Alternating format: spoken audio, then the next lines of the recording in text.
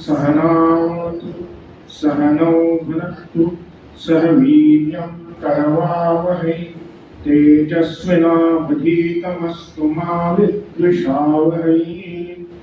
ओम शांति शांति शांति। वक्रतुंड महाकाय सूर्यकोटि समप्रभ निर्विघ्नं कुरु मे देव सर्वकार्येषु सर्वदा। ओम श्री महागणपतये नमः। सरस्वती नमस्तुभ्यं वरदे कामरूपिणि विद्यारम्भं करिष्यामि सिद्धिर्भवतु मे सदा। ओम श्री सरस्वत्यै नमः। गुरुर्ब्रह्मा गुरुर्विष्णु गुरुर्देवो महेश्वरः गुरुः साक्षात् परब्रह्म तस्मै श्री गुरवे नमः। ओम श्री गुरुभ्यो नमः। समस्त जन कल्याणी निरतं करुणामयं नमामि चिन्मयं देवं सद्गुरुं ब्रह्मविद्वरम्। ओम श्री चिन्मय सद्गुरवे नमः। गीता ध्यान पहला और आखिरी श्लोक। ओम पार्थाय प्रतिबोधितां भगवता नारायणेन स्वयं व्यासेन ग्रथितां पुराणमुनिना मध्ये महाभारतम् अद्वैतामृतवर्षिणीं भगवतीम् अष्टादशाध्यायिनीम् अम्ब त्वामनुसन्दधामि भगवद्गीते भवद्वेषिणी। यं ब्रह्मा वरुणेन्द्ररुद्रमरुतः स्तुन्वन्ति दिव्यैस्तवैः वेदैः साङ्गपदक्रमोपनिषदैः गायन्ति यं सामगाः ध्यानावस्थिततद्गतेन मनसा पश्यन्ति यं योगिनो यस्यान्तं न विदुःसुरासुरगणाः। देवाय तस्मै नमः देवाय तस्मै नमः। हरि ओम। In last class we discussed shankarbhashya, that is the opening commentary by Shankaracharya, where he explains why Arjuna was fallen into this shoka and moha, in this grief and delusion. So the ultimate reason, mula avidya, is ignorance of true nature of the self. Because of that, as I don't know who am I in absolute sense, I forget and I misunderstand who I am with respect to these things. Irrespective of everything, when I know myself, then I can have a proper understanding about the things which I am related to. Okay. In electronics, etc., no? When you know each and every wire and each and every component, what is the purpose of that, what is the nature of that, then you can connect them together properly. Same way, my connection with the universe, with the objects and the people, it is dependent on knowing all those things, but most importantly knowing who am I. That is mula vidya. And the mula avidya is then all the confusions, etc., will rise. Like Arjuna has, he says, I am dharma sammodha cheta. I am confused about what is right, what is wrong, what is dharma, what is adharma. I am confused about it. Why? Because he doesn't know who am I. That is the main thing. Then Shankaracharya tells this kind of confusion can be removed only by the ultimate knowledge of the self, not by telling some motivational things to Arjuna, so that for now at least अभी के लिए इसको काम पे लगाते हैं, then we'll figure out, not like that. Unless and until that root cause analysis is not done and that problem is not solved from the root, it is not possible to make Arjuna do his duty. Very simple. So then afterwards, there are a lot of discussions which are taken to convey the tatparya of Bhagavad Gita. Okay, what is the tatparya? Tatparya is only by self-knowledge, samsara can be removed. Okay? Avidya, kama, karma, these three things. Ignorance, then desires and actions. These three things cause the repeated cycles of birth and death, cycle of happiness and sorrow. To end this, first we have to end the avidya, that is ignorance. Ignorance can be removed only by knowledge, not by karma. Therefore, he takes up the discussion of jnana karma samucchay, combination of synthesis of knowledge and action, and then tells action, if it is performed without expecting the result as a worship to the God, Ishvara Arpan Buddhi, with that, if it is done, then it becomes the sadhana for Chitta Shuddhi. That Chitta Shuddhi becomes the sadhana, the tool for self-knowledge. But only by karma or synthesis of knowledge and karma, if realization cannot happen, samsara cannot be ended. It is only by knowledge, only by giving up all the desires towards this, the fruit of action, person can become eligible for knowledge. Giving up action is not mandatory. Now we saw Shankaracharya uses the word sarva eshana tyaga sannyasa. What is the sannyasa?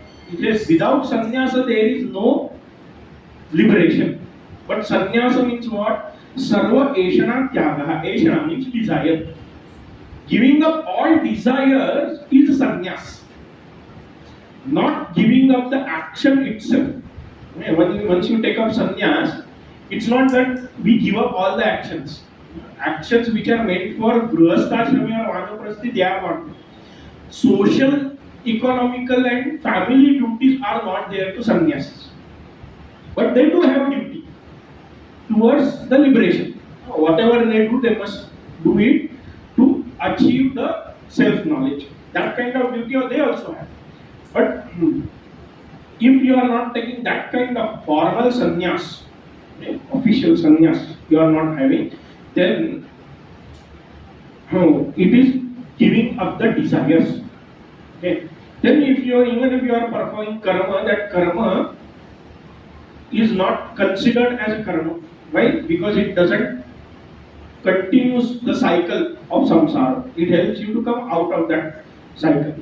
So karma is a means for moksha. Karma, but knowledge is the ultimate requirement. Okay. To become eligible to acquire knowledge, we perform the karma. Only by karma we cannot achieve moksha. That is the simple best example.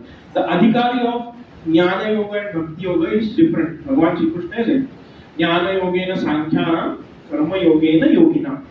To the sankhya's, it is jnana yoga, and to the yogis means karma yogis. Those who are desirous of action, to them it is karma yoga. Different kind of same knowledge told in different methodologies. So both cannot be followed simultaneously. After all this, He says, the last paragraph of this Sambandha Bhashya Shankaracharya says, other than Atmajnana, there is no way to uplift Arjuna out of this misery. Knowing this, having understood, self-knowledge is the only way Arjuna can be uplifted. Bhagavan started giving his Upadesha. What is that? You see, it is verse number 11 in chapter 2. The actual Upadesha of Bhagavan Shri Krishna starts from this verse. Shri Bhagavan Vacha Ashocharan Vashochastvam Pratnyavadamscha Bhashase Gatasu Nagatasumscha Anushocanti Panditaha Shri Bhagavan Vacha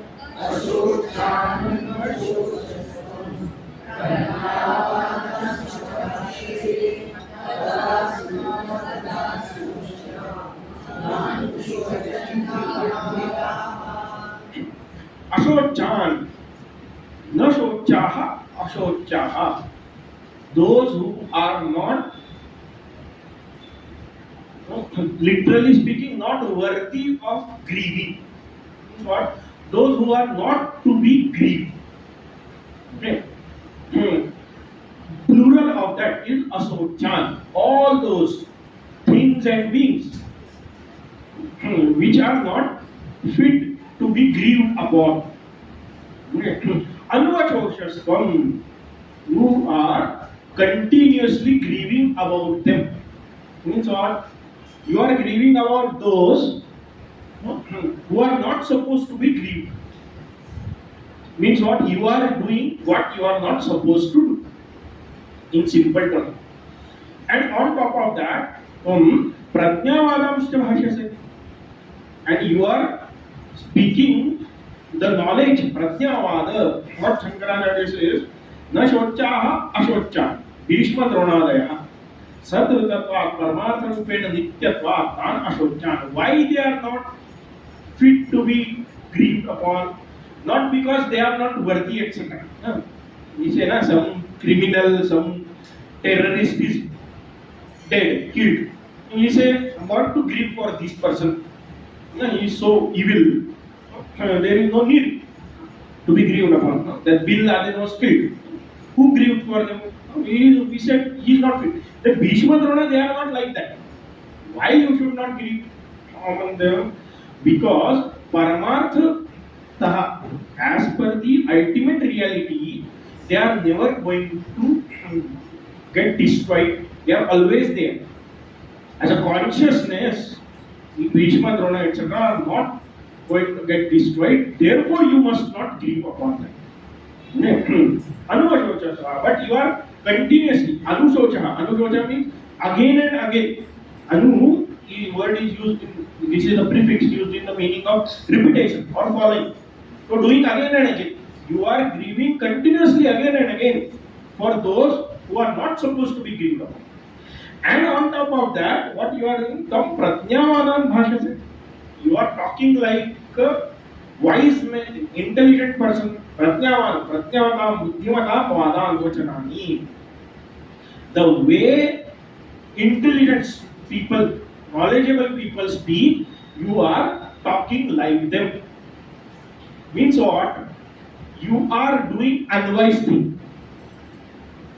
By grieving upon those who don't, you are not supposed to be grieved. You are doing what you are not supposed to do. And you are speaking like an intelligent person. Means what? Your action is like a foolish person. Only foolish person does what you are not supposed to do. Simple. Who jumps the signal? Foolish one jumps the signal, not the wise one. Even though there is no camera, there is no policeman, still wise person will stop. Why? Because you are not supposed to. do it. Who will do again and again things which are not good for you? A foolish person. Junk food मत खाओ, junk food मत खाओ, सब लोग बोल रहे हैं. Who eats? The foolish one. Intelligent one, on one time it is good. I am also foolish in that way. I keep it. So, but the foolish person doesn't do things which are supposed to be done. Okay, foolish person does things which are not supposed to be. Now you are doing that means what? You are behaving like a fool, speaking like a wise man. प्रज्ञावान शांकरभाष्यसे, भाष्यसे. तद एतत् मौढ्यम पांडित्यम च विरुद्धम आत्मनि दर्शयसि उन्मत्त एव इति अभिप्रायः. So Shankaracharya says, what is the abhipraya? What Bhagavan wants to say? Mauढ्यम means मूढ़ता, foolishness. Pandityam and panditya, knowledge. These two completely opposite things you are showing in yourself at the time. Okay. Now who does it? He says unmatta eva. The unmatta person, intoxicated person, does this. The intoxicated person speaks something random, gibberish. In between something he says which is like a wise person. It happens. Once in a while some intoxicated person may give you good knowledge also, but that doesn't mean he is talking wisely. Okay, he is talking nonsense only. Sometimes the words just happens to come out so that they sound like they are very intelligent words. So you are showing this contrary things in you like a unmatta, like intoxicated person. Means what? You are out of your senses in simple way. Why? Gatasuna gatasuncha na anulochanti pandita. What is the contradiction? Contradiction is your grief is the contradiction. Gata asun. Gata asun means those who have given up their pranas, whose pranas are gone, dead people. Agata asun. And those who are not dead, those who are alive. To both of these two, the intelligent one, they don't grieve for both living and dead. Yes, ma'am. Gatasun, Gata Pranan, dead people, Agatasun, Agata Pranan, Jivata, living people. Ja, na anashochanti panditaha. Panditas don't grieve upon them. Who is Pandita? Pandita is Atmajnaha. Realized people, realized masters. They don't grieve for those who are dead and they don't grieve for those who are alive. Similarly, what is the etymological meaning of word Pandita? That is explained. पंडा आत्मविषया बुद्धि येषां ते विपंडिताः पांडित्यं निर्विद्य इति श्रुतेः. In Bృహదాरण्यके definition of panditya is given. Nirvidya pandityam. Nirvidya pandityam means what? Absolute knowledge is pandityam. What is absolute knowledge? Knowledge of absolute reality is the absolute knowledge. So atmavishaya buddhi, panda. The one who has that panda is called pandita. Okay. Means what? The one who has realized I am that self. That person is called pandita. Okay. Pandita, by implication, any scholarly person is called pandit. Okay. But the actual literal meaning, etymological meaning of word pandit means realized person. They don't grieve upon this living or dead equally. Why? Because they know that no one dies and no one lives. Okay. Why they should not be grieved upon? That is explained in next verse. Okay. Kutaha te ashochaha yato nityaha. Why they should not be grieved upon? Because they are, everyone is permanent. Okay. What it means? न त्वेवाहं जातु नासं न त्वं नेमे जनाधिपाः न चैव न भविष्यामः सर्वे वयमतः परम् न त्वेवाहं जातु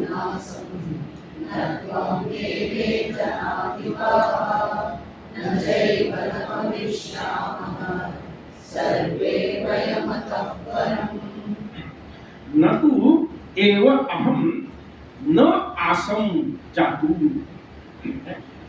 It is not that I will not be there. Na asam. Asam means I will not. I was not there. Asam is the past tense. Okay. It's not that I was not there. Jatu. Jatu means it's a aware. It's kadati. At any given time, there was no moment, no, not a fraction of second that I was not existing. I was always there. And it's not about only me. Natvam. It's not that you were also not there in the past. You were also there. Na ime janadhipa. And not only we both, two of us, but all these janadhipa, janadhipa means kings, etc. All these warriors who have gathered here, in no time they were non-existing. They were always there. Here it is double negation. Na asam. Asam means I was. Okay. Na asam, I was not. Na jatuhu, na asam. At any given time, it was not the thing that I was not there. Double negation. Means what? I was always there in the past. Okay. Na chaiva, na bhavishyamah. Again, double negation. And it's not that we will not be there in the future. Means what? We always be in the future. Who sarve vayam. All of us who are gathered here, all of them will be there in the future also. Ataha param. Ataha, ata means, here ata indicates the death of body. Okay. Even after our bodies are given up, bodies are destroyed, still even after that we will be always there. Okay. Simple question happens when it is said there was no time when I was not there. Automatically thought comes, but I am told this is my birthday. Yeah. XYZ date, XYZ month, and XYZ year you were born. In morning, 6 a.m. So what was there before that? Okay, before that, 9 months I was in the womb of my mother. What was before that? I wasn't existing. So here, it is not, we are not talking about the body. It is about the existence, consciousness. Okay, so Atah means even after death, we will be always there. Okay. Why? When param means at the very end of time, also we will be always there. Vina deha vinashat param uttar kale api trishu api kaleshu atmasvarupena iti artha. In all three periods of time, as atma, as self, we will always be there. देह भेद अनुवृत्त्या बहुवेक्षम न आत्म भेदात अभिप्रायेण. Okay, and this vayam word is used. It is because Arjuna is perceiving so many people. Okay, so considering them as a different individual, the vayam etc. plural is used. Otherwise, what was there all the time and what will be there even after the death of body is only one entity, Atma, oneself. But still plural is used. Why? Because Arjuna is perceiving multiplicity. For Arjuna, it is very important to know that time that all these people will not be perished in this war. They will not cease to exist after the war. Before the war, before even their birth, all of these people were existing as a Atma, and all afterwards also they will exist as a Atma. So there are no multiple selves, multiple Atmas are not there. Multiple consciousnesses are not there. Only thing is, so many people are standing, Arjuna is seeing all this, therefore they are included. All these people were sarve vayam, all of us, we will be always there in all three periods of time. Yeah. Tatra katham eva nitya atma iti drishtantam aha. Now the example is given to explain the continuous existence of atma. On what basis you say that I was there before, now I am here, and I will be even after the death? Okay. So the example is given which is very familiar to all of us. Okay. Drishtanta means example. Okay. So it is Drishtanta. Drishtanta means what? That which is seen always. And from that we understand the Siddhanta. What is the principle? What is the concept? Okay. So both are explained. So first is example, then the Siddhanta. Verse number 13. Dehinosmin yatha dehe kaumaram yauvanam jara तथा देहांतर प्राप्ति धीरस्तत्र न मुह्यति देहिनोऽस्मिन् यथा देहे कौमारं यौवनं जरा तथा देहांतर प्राप्ति धीरस्तत्र न मुह्यति देहिनः अस्मिन् यथा देहे कौमारं यौवनं जरा अनुभवति. देहः अस्य अस्ति इति देही. What we mean by dehi? Dehi means the one who has the body. Deha means body. The one who has body means what? Someone who is different from the body resides in the body. That one is called dehi. Plural of that is dehinah. So dehinah, dehavan atmanah. Atma. Asmin vartamane dehe. Asmin in this body, in this dehe, in this body. Yatha yana prakarena kaumaram. Kaumaram means the childhood or time before the adolescence. Age before adolescence. Yauvanam after the adolescence, youth. And jara means the decline phase, old age. Kaumaram kumara bhava, balyavastha. Yauvanam yuno bhava, madhyama avastha, the middle stage. Yuna means the youth, young person, that stage. Jara, vayaha hani, the decline of the age. Jirna avastha, the old age. Iti eta tisra avastha anyonya vilakshanaha. These are the three states of what? Of the deha, which are completely distinct from each other. Right? There is no similarity. The childhood, youth, and old age, they are exclusively distinct from each other. Right? You cannot be young and old simultaneously. You cannot be young and child simultaneously. Now, again, be clear. This is about the deha.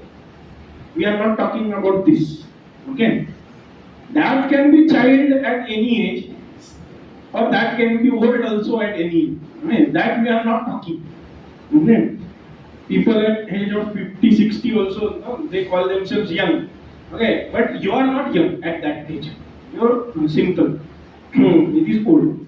Tasa prathama avastha nashe न नाशः द्वितीयावस्थाजनने न उपजननम आत्मनः.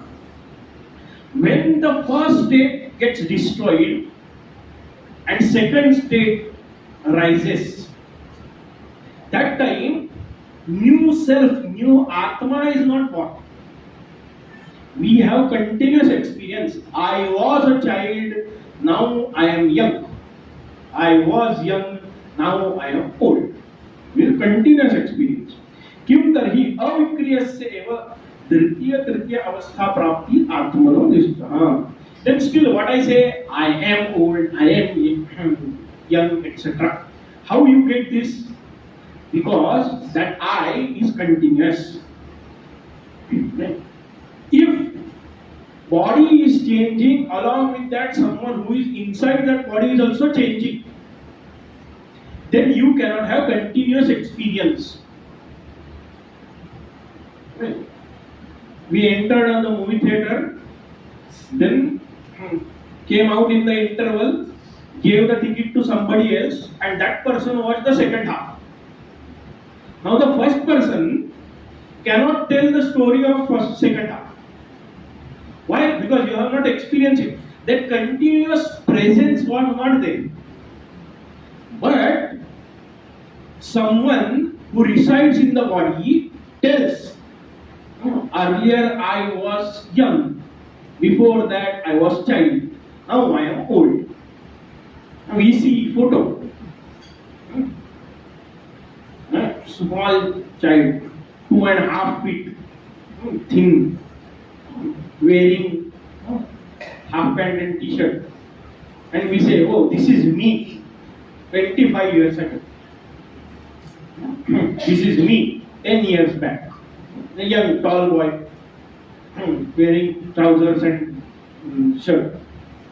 And then I see my yesterday's photo, day before yesterday's photo, wearing yellow dhoti, yellow kurta. I see in all the things my experience is this is me, this is me, this is me. But the body is completely changed.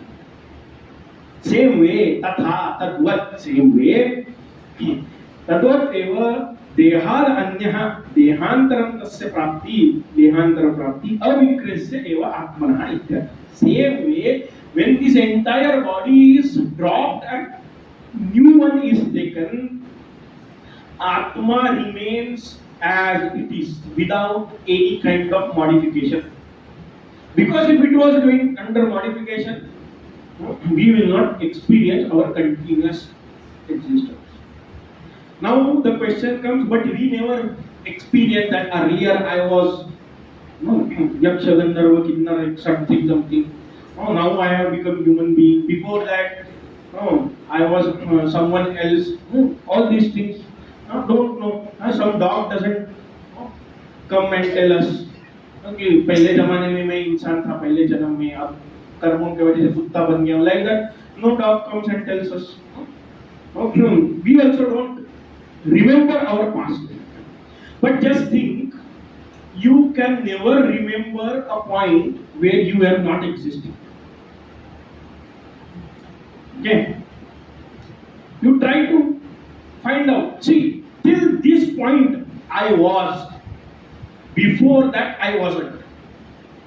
It cannot be your experience at all. It is only people tell. You were born at this time, 1 January 2026, you were born. So by that, we apply logic and do Anuman Praman that, oh, that means before January 1st, 2026, I was not there. But you never experience non-existence. Even if you don't have any memory, we always experience, I was there. People, so questions will take at time. Okay, even if we try to remember, we don't have any memory, any experience. But we always say, I don't remember what happened. We never say, I don't remember, I was not at all present, not at all existing. Okay. Someone tells, oh, we have met you when you were 3 years old. And we say, okay, I don't remember. That doesn't mean I was not there, I don't exist, I wasn't existing. Okay? Lack of memory is not a proof of absence, proof of non-existence. Right?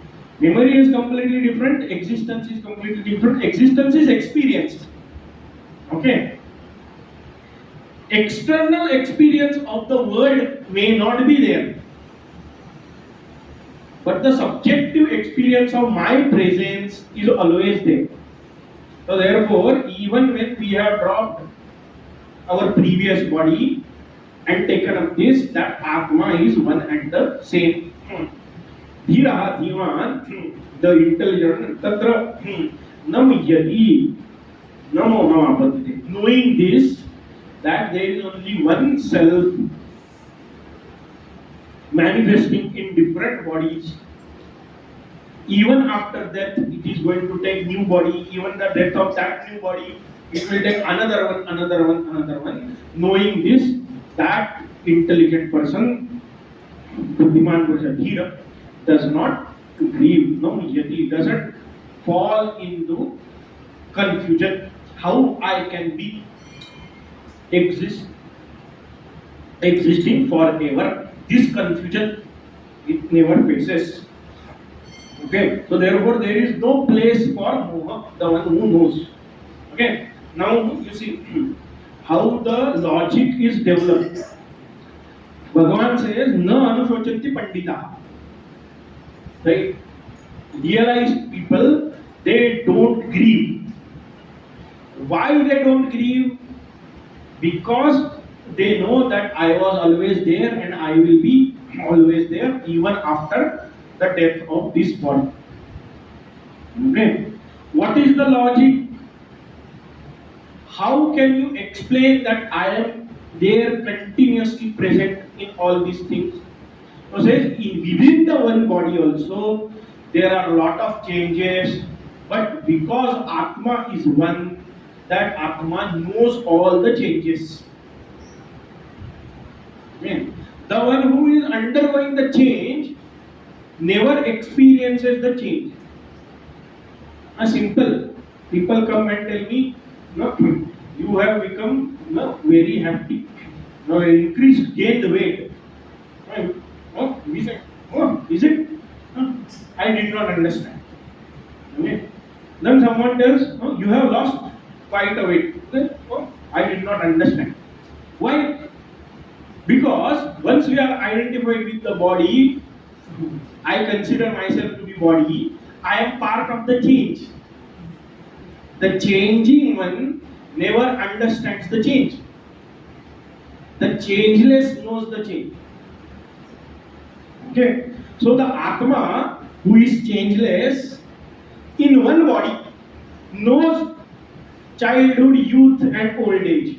These changes. Same way, Atma, who is common, continuous, in all, changeless, in all different bodies, knows that I am only one. Okay? Now, knowing this, intelligent person never comes under the confusion, moha. When there is no moha, there is no place for shoka. So why? Na muhyati, na shochati. Okay, so here na anushochati panditaha is answered. Why they don't grieve? Because they are not confused about the state of self, about the nature of self. As they know, I am ever existing principle, therefore I did not fall into confusion about my own existence, therefore they don't grieve. So therefore there is no need of no place for shoka. Now, simple. Still, there can be things which will create confusion, which are not related to the self. That possibility is there. Shankaracharya explains, this is again shankarbhashya, connection between two verses. Yadyapi Atma Vinasha Nimitta Moha na sambhav. Even though they are not confused that I may get destroyed, etc. Atma Vinasha Sambhav. what if I die, etc. This kind of confusion they may not have. Okay, but nitya atma iti vijanatah. Why? Because they know atma is nitya. तथापि शीतोष्ण सुख दुख प्राप्ति निमित्त मोह लौकिकः दृष्टते. The लौकिक मोह, transactional confusion, which is the cause of happiness and sorrow, Shita, Ushna, etc. The presence and absence of conducive environment and conflicting environment. Some things which are conducive to us gives us happiness. Something which is non-conducive to us gives us sorrow. Okay. Sukha viyoga nimittah, dukha sanyoga nimittah cha shoka iti etat Arjunasya vachanam asankya. The next verse is considering Arjuna may have this kind of doubt. Okay, they will not be confused whether I exist or not, whether these are other people, they will exist or not. But Shitoshna Sukha Dukha etc. the pairs of opposite, they will create confusion. What Sukha Yoga Nimittam means what? Some situation will take away our Sukha. Some situation will give Dukkha Sanyoga, means bring Dukkha to us. They will take Sukha away and bring Dukkha. So that Moha and that Shoka will be there. Means what? It is okay, this Bhishma, Drona, etc., they will exist as Atma. But what about their body? What about their mind and intellect? My relationship with them is not at the level of Atma. I am the Shishya of Drona in transactional world, and he will not be there in that transactional world the way I know him. I am the grandson to the Pitama Bhishma. As my grandfather, he will not be there. He will be there as a Atma, as a self. That is okay. But that Atma is avikari, avinashi, akarta, abhokta. That Atma will not treat me like a student, a shishya, or as a grandson.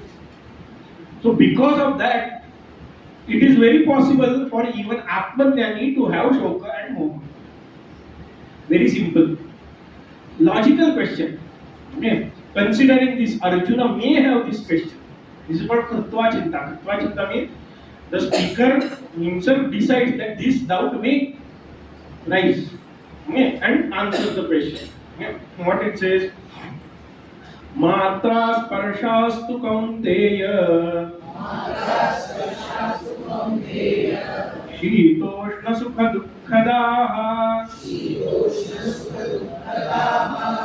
आगमापायिनो नित्याः तां तितिक्षस्व भारत मात्रा स्पर्शास्तु कौन्तेय शीतोष्ण सुख दुःखदाः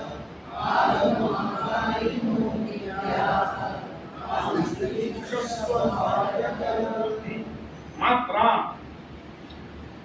अभिमीयन्ते शब्दादः इति श्रोत्रादीनि इन्द्रियाणि मात्राणां स्पर्शः शब्दादिभिः संयोगः ते शीतदुःखदाः.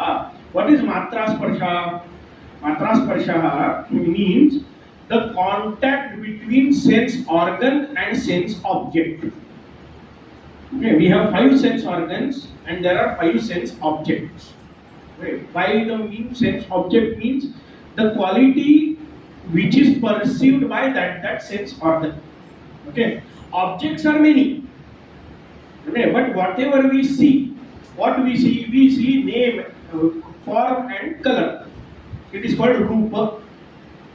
When we listen anything, that sound can be any. A person talking, that sound. The instrument being played, that sound, something is falling down, that sound, one sound which we are eager to hear, the cloud and thunder sound, that sound. All these things, objects are different, but quality is same. Sound. Okay, same way, touch. Touch is the quality. So 5 sense organs and 5 sense objects. The contact between these two is called matra sparsha. Matra means that by which we know, by that which we perceive. So sense organs. And sparsha. Sparsha means those who come in contact. Sparsha literally doesn't mean only touch. No, sparsha means contact. With any sense organ, that quality comes in contact, therefore it is called sparsha. So matra sparsha. Tu means but. Here the two word is used in the with reference to the previous verse. Previous verse is what? Previous verse talks about the permanent nature of the self. Okay. Here too, but matra sparsha. Matra sparsha, they are not as the atma. They are opposite to atma. Means what? They are impermanent. Okay.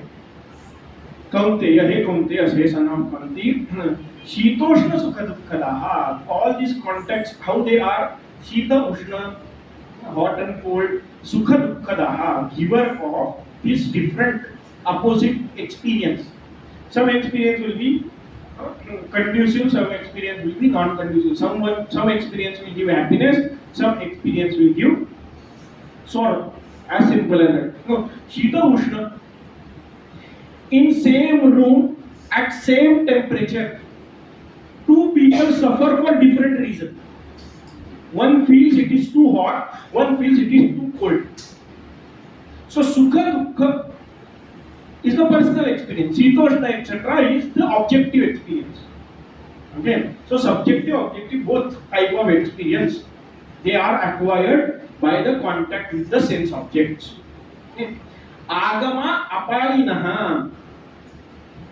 Agama means those who come. So they come in contact and apayina, they go away. Objects can come in the contact with sense organ and they go away. Okay. Anityaha, hence they are permanent. As they come and go, it is not constant. Now, right now, it is too hot, too hot, too hot. We are crying when the rain will start, when the rain will start. Once the Mumbai rain starts, we start praying. Ye kab rukega? When we will see the sun? Okay. So this is anitya. Nothing is permanent. That cycle will continue. Anitya. Therefore, tam titikshasva. Okay. Just endure them. Bharata, Bharata Kula Utpanna, born in the lineage of Bharata, Tantitikshasva, just endure them. What Shankaracharya says, Matra, Abhimiyante Shabdadayati Shotradi, Matranam Sparsha, Matra Sparsha. Matra Sparsha, the contact between sense organ and sense object. शब्दादि विषयः शीतोष्ण सुखदुःखः शीतम उष्णम सुखम दुःखम च प्रयच्छन्ति they give this different experience शीत उष्ण सुख दुःख etc. अथवा स्पृशन्ते इति स्पर्शा विषयाः शब्दादयः मात्रा च स्पर्शा च शीतोष्ण सुख दुःखः. Or another meaning, another etymology of the sparsha is sprushante iti sparsha, that which is experience, that is sparsha. Shabdalaya etc. Same, similar meaning etymologically. एक को ऐसे तरह से बोला, एक को दूसरे तरह से, not much a difference. Okay, but at the end they are shitoshna sukha dukkha. They give joy, sorrow, shita, ushna, etc. experience. शीतम कदाचित सुखम कदाचित दुःखम तथा उष्णमपि अनियत रूपम सुख दुःखे पुनः नियत रूपे यथा न व्यभिचरता अतः ताभ्याम उक्त शीतोष्णयोः ग्रहणम. In different situation, shita sometimes will be happy situation, sometimes it will be sorrow. Same thing with heat, ushnata. Sometimes heat will be pleasant, sometimes it will be sorrow giving. Therefore, aniyata rupam sukha dukkhe punah niyata rupe yata na vyabhichara. Okay. They are indefinite. Aniyata rupam means what? Shita situation will be there or Ushna situation will be there. How the external situation will be. Shita Ushna doesn't only confine to Shita Ushna. Okay. Any kind of situation, how it will be, that is not fixed. Okay, it is indefinite, impermanent. It will be always changing. One thing is common, that no matter what the situation is, it will either give sukha or it will give dukkha. Sukha dukkha also themselves are not permanent. But either one of these two will always be there. Depending on the situation, either sukha will be there or dukkha will be there, that is for sure. Okay? That is niyata rupe yata na vyabhichartaham tabhyam tat shitoshna grahanam. Therefore, shita ushna sukha dukkha etc. is told separately. Otherwise, only sukha dukkha can be told. But why these are told separately? Because shita ushna etc. indicates the situation. Okay, they are inconsistent. Okay, sukha dukkha also with respect to each other impermanent. But if we compare two pairs, sukha dukkha and shita ushna, shita ushna pair can be inconsistent, but sukha dukkha pair is consistent. There can be a situation where there is nothing, there is not a situation where it is not too hot or too cold. Means what? There is no conducive environment, not hostile environment, it is neutral. Possible. But in any situation, whether the situation is favorable, unfavorable, or neutral, sukha or dukkha will always be there. Either sukha or dukkha. But one of them, one of these, the pair will always be there. Therefore, they are told separately. Okay. Yasmat te matra sparshadayah agama apayinah. Agama apayashila. They come and go. It is nothing is constant, permanent. Tasmat anityaha. Therefore, they are impermanent. अतः तान शीतोष्णादीन तितिक्षस्व प्रसहस्व तेषु हर्षम विषादम मा कार्हि. What do we mean by endure them? Endure them not only applies to suffering. Shankaracharya says titikshasva means don't get excited, don't get dejected in any situation.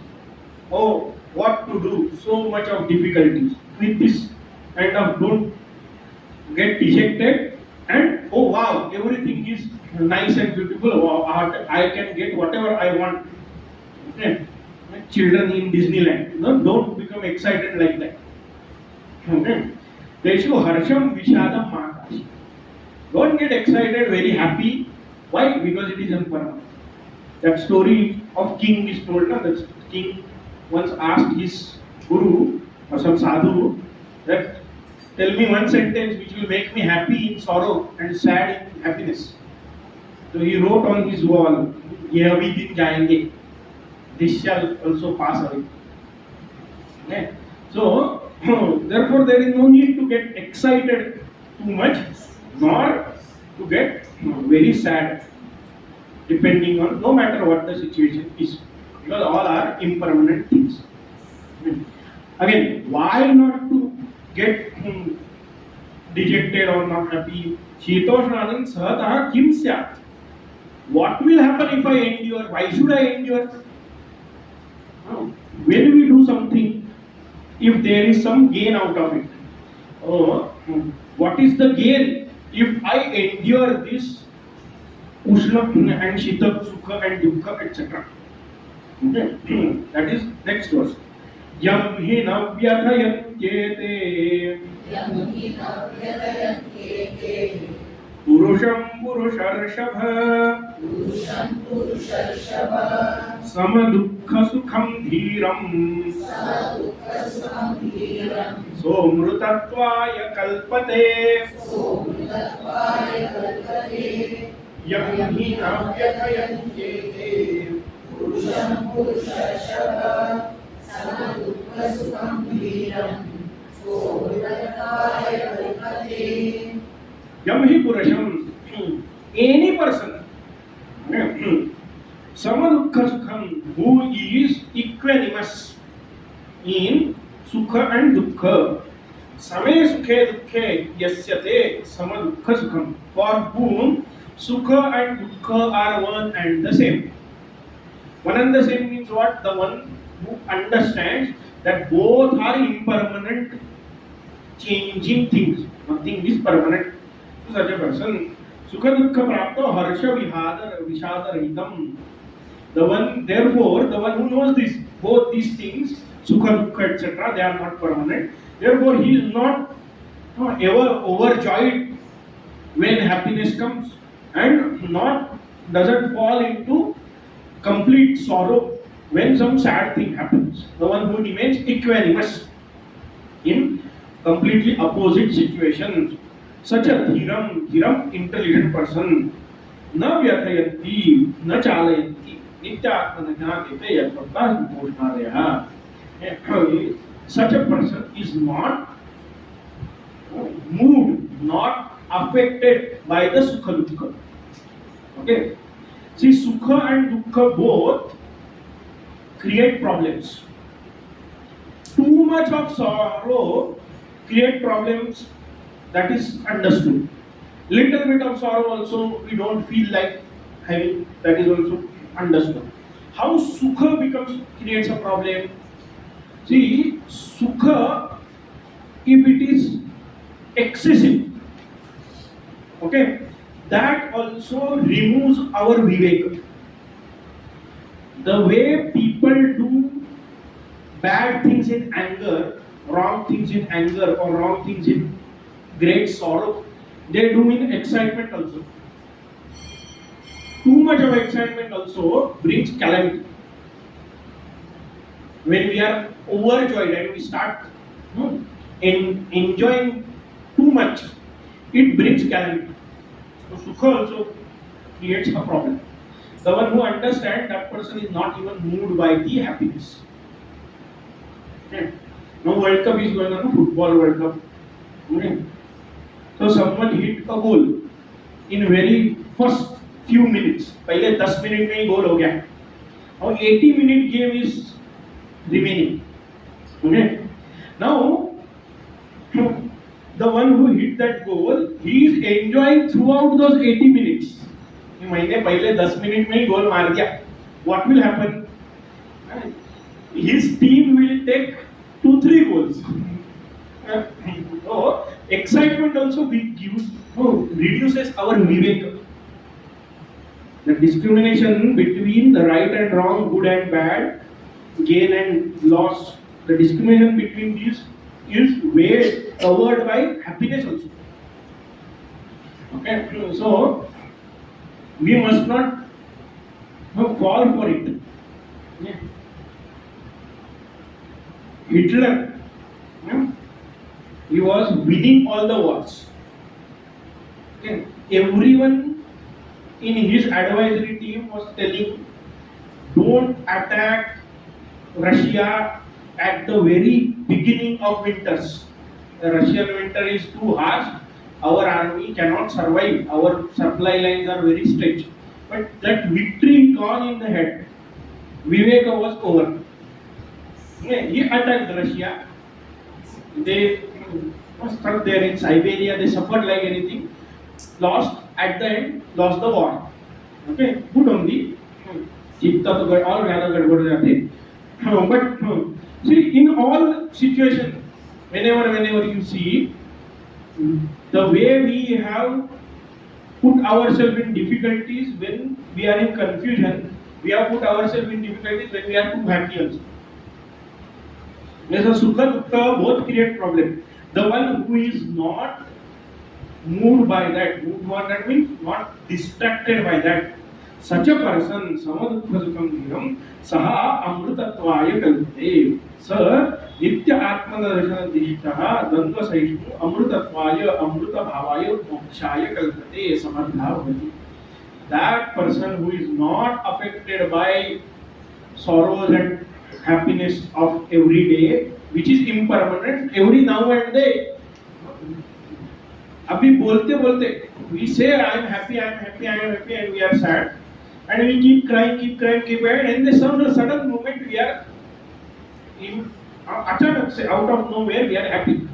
So the one who is not affected by that remains equipoised in both the situation.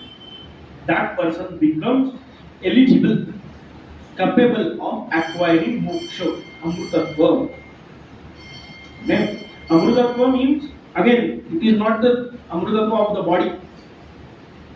Because body is created, it will get destroyed. That is for sure. It is the amrutatva of the self, atma. Atma is never created; it is permanent. Experiencing that person will attain that amrutatva. Very important thing. So, what is the gain of enduring matra sparsha, enduring pairs of opposite? Is becoming eligible for moksha.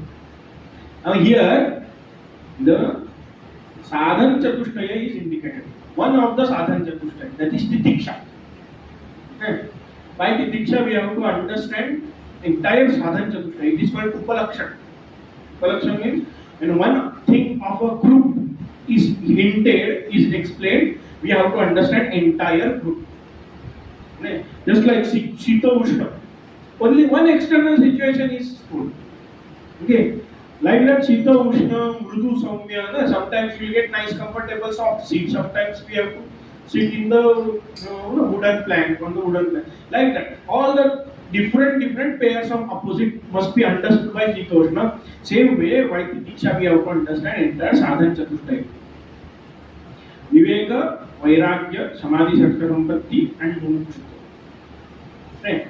We will discuss all these things as we go ahead. What is Viveka, what is Vairagya, Samadhi Sattva Sampatti, etc. But here Titiksha. Titiksha means endurance, steadfastness. We don't get distracted, diverted by change in the situation. That is the crux of titiksha. If situation is difficult, you hold on to it. Don't give up. Don't get distracted. See, I always give this example. When we like to do something, nothing can distract us. Okay, but something we have to do, it is must, important, but we don't like. Every small thing distracts us. Okay. Students, school students, when they are studying, okay, that time someone is making some tea in the kitchen. They will shout from their room, "Why you have to cook at this time only? So much of noise, all the utensils, etc. You are banging. I cannot concentrate at all." And when they are playing mobile game, that mobile games itself make lot of hundred sound which disturb others' conversation. And that time, if there is a complete procession on the road with Dolby DJ playing on, still they don't listen to that because they are focused into that game. Okay, so distraction etc. is not in the world; it is in the mind. And we say what to do, so many extractions. In today's world, there are so many extractions. It is a lame excuse. Because in any given time, extraction for that time were available.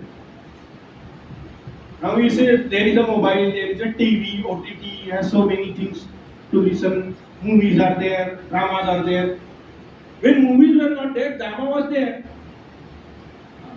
In every gully and in the mohalla, some or other music program or dance program used to happen.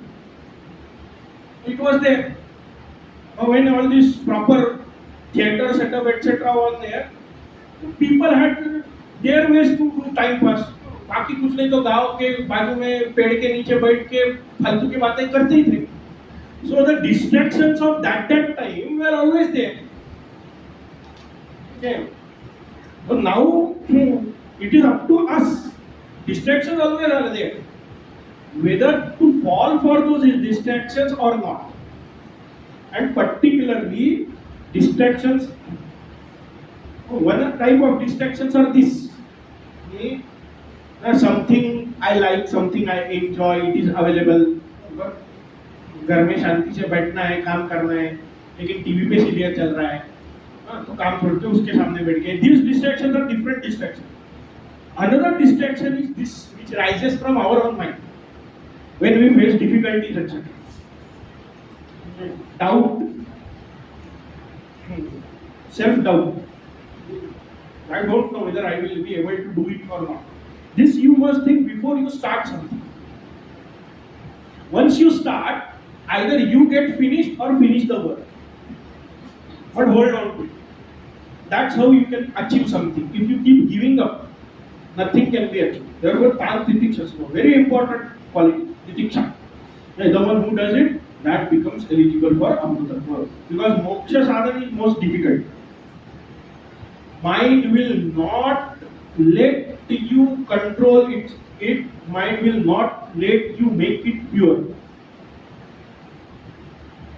Mind will find all the ways to remain as it is. You cannot control it. And it will make sure that you are not able to control that mind. So if you start getting this kind of thing, कि अरे अब क्या करें, गड़बड़ हो रहा है, and then give up, then never we can achieve anything.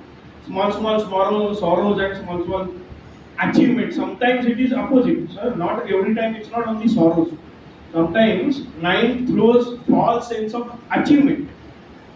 That you have done so great. Now you must reward yourself. So enjoy. Means what? Again, fall back to the square one. So different ways it happens. So if you are swayed by this or disturbed by this, then path is very difficult. But the one who is not moved by it, now Vyadhayanti, to that person, Amrutattva Moksha is in hand. Amrutattvaya Kalpate becomes eligible for moksha. Now, next verse, it talks about what that moksha is, knowing what this moksha can be achieved. In one way, it is told the Atma, one who is permanent in all changing bodies. But what is the absolute nature of that Atma? That is explained from this verse number 16 onwards. Okay. इतः च शोकमोह अकृत्वा चेतोनादि सहनम युक्तम यस्मात्. Why it is right, why it is good to endure this situation, etc. By knowing what you will achieve that Amrutattva, that is explained in the next verse. नासतो विद्यते भावः नाभावो विद्यते सतः उभयोरपि दृष्टोऽन्तः वनयोस्तत्त्वदर्शिभिः नासतो विद्यते भावः नाभावो विद्यते सतः उभयोरपि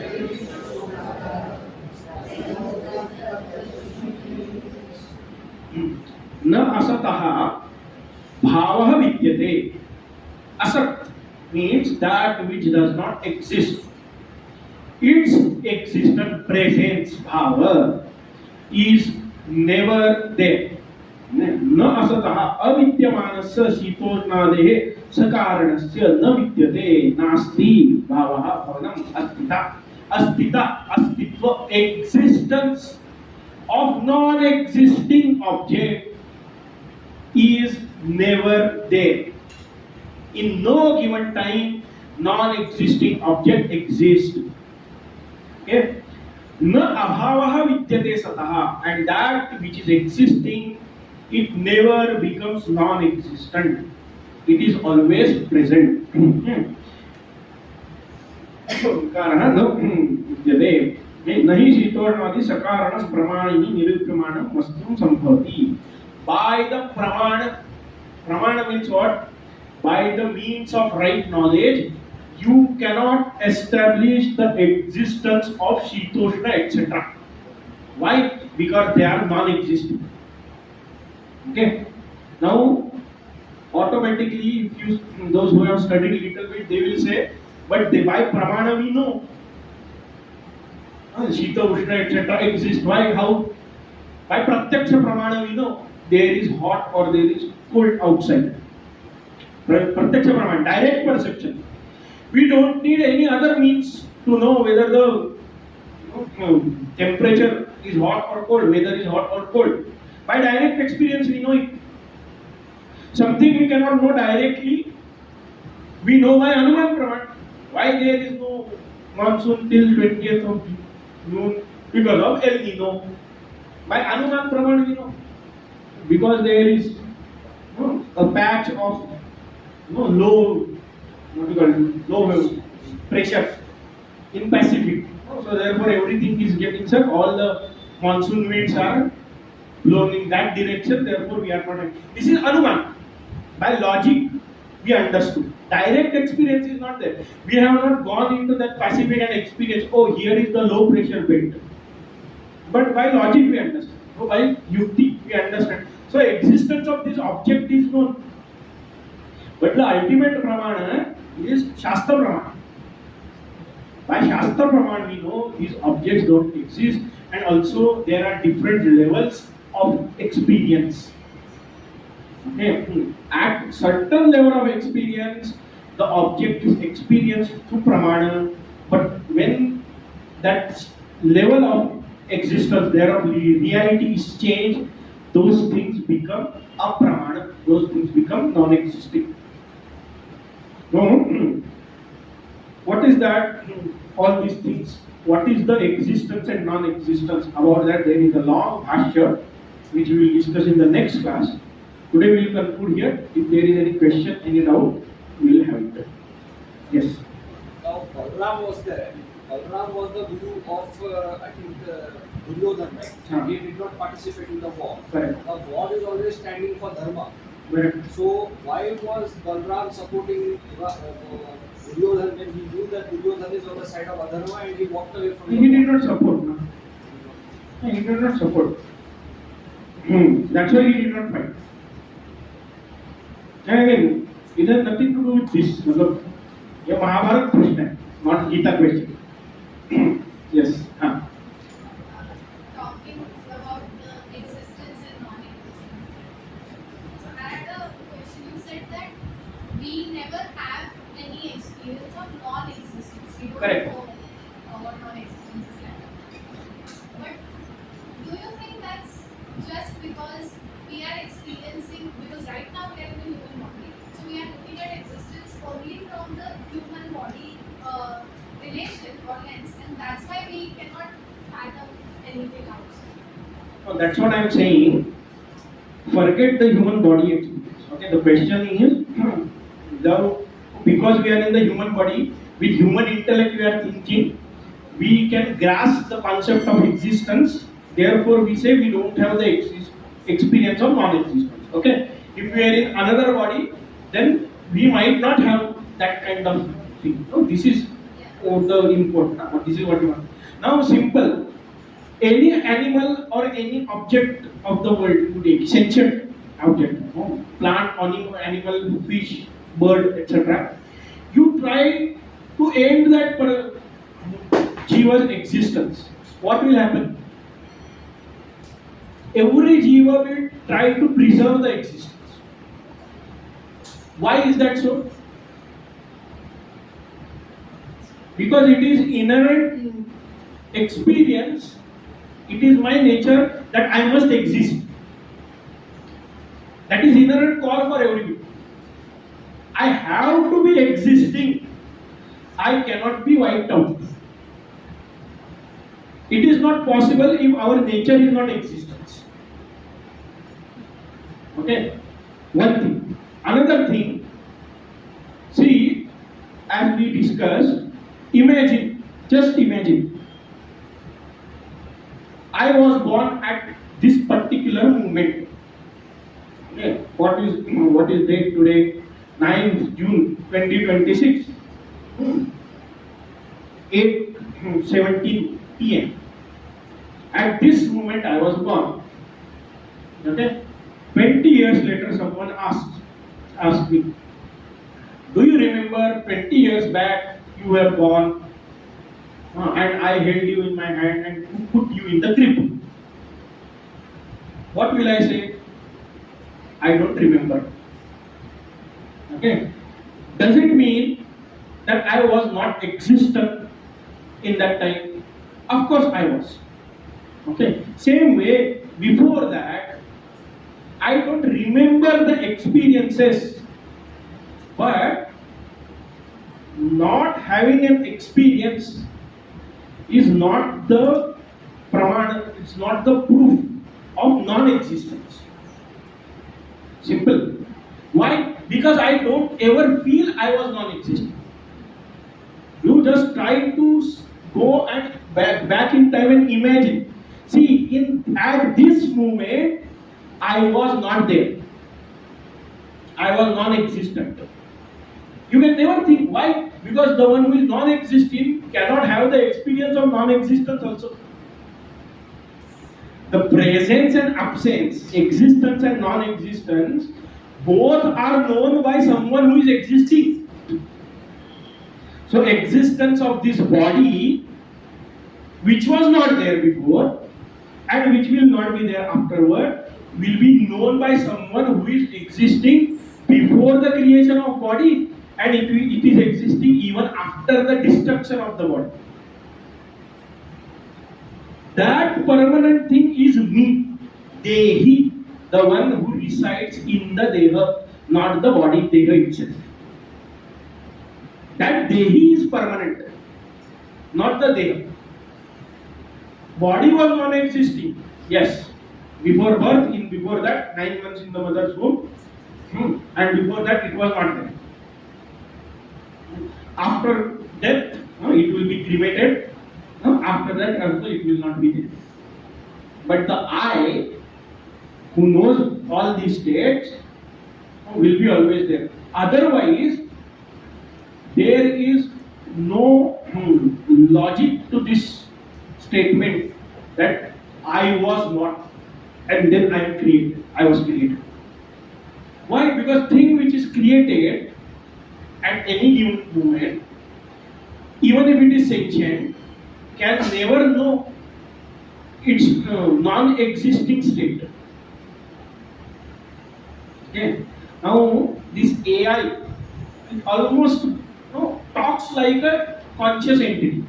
You ask any AI, okay, when you were created, and ask before that who was you. AI will tell. Why? Because it was not there and then it is created. Now ask yourself, before birth, was I there or was I not? Logical answer is, I was there. Why? Because if I wasn't, I cannot have this thought also, whether I was or I wasn't. ये सोचने के लिए whether I am or I am not, you have to be existing entity only. Non-existing entity never has this doubt.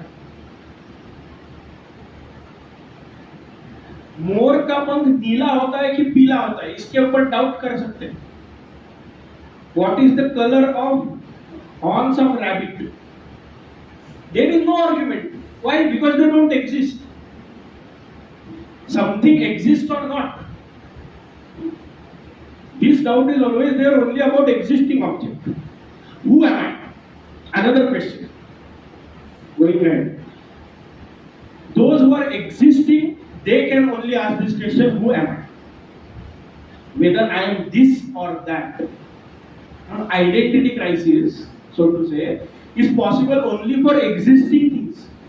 Non-existent things never have identity crisis, क्योंकि वो है ही नहीं. So if you just go back in your experience, you can never experience. You may feel, मैं नहीं था. Feeling is different, emotion is different. Emotion has no logical basis. But you can never experience I was non-existing in this given moment. No matter how fast you go in the, how back you go in the past. Yeah, right? Clear? Yes. Yes. To follow up on that only, then, like you, yes, that then who am I or what am I? So what you explained in the 16th shloka, which is, it's also the law of physics that energy cannot be created Yes. or destroyed, it will just keep transforming. Correct. That's how it is. But then, let's say before the body there is the consciousness and the Atman, and maybe it's difficult to visualize what it was like. Correct. But consciousness is floating around. You also said that Atma is singular. Yes. So then, does that mean that we are Bhagavan?